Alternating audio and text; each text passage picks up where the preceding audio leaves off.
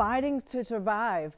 A family history of cancer pushed this Fort Mill woman to take drastic measures, trying to give herself a better chance against the odds, removing anything that could give her cancer, only to get the heartbreaking diagnosis a few years later.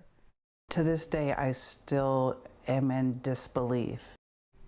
We first shared Cheryl Scott's journey in 2018. Tonight, she has a new message that she shared with Channel 9's Amelia White.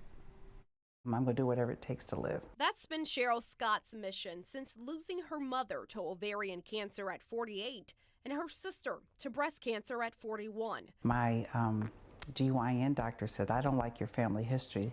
I'd like to get genetic testing. She took the genetic testing in 2016. The results, positive for the BRCA1 gene, meaning Scott had an increased chance of being diagnosed with breast and ovarian cancers.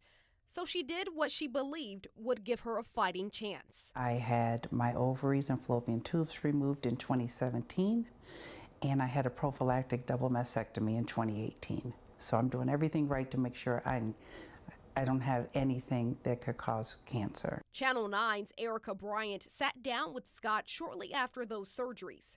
Her message then was to get the word out about the life-saving test.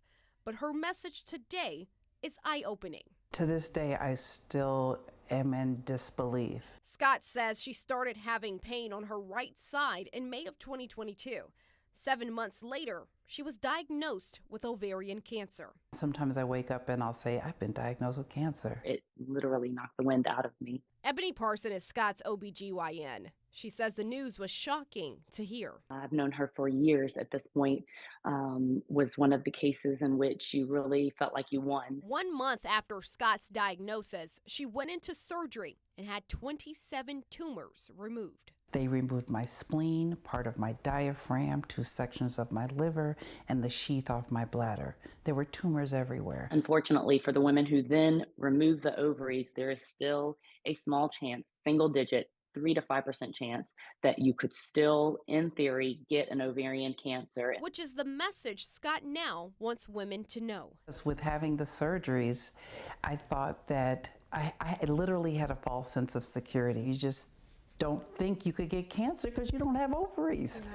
You can. Parson says Scott's case was the first she's ever seen. This is the first time that I have diagnosed ovarian cancer in a woman who has the BRCA mutation, who had her ovaries removed. And she said, I have changed the way I do medicine now because of you. That no matter what the surgeries are, she sees those patients and she tells them, if you feel a twinge, let me know. Parson says there are several symptoms of ovarian cancer you should look for. Signs and symptoms of ovarian cancer are going to be bloating, pelvic pain, a change in your diet or eating. Scott had 6 rounds of chemotherapy treatments.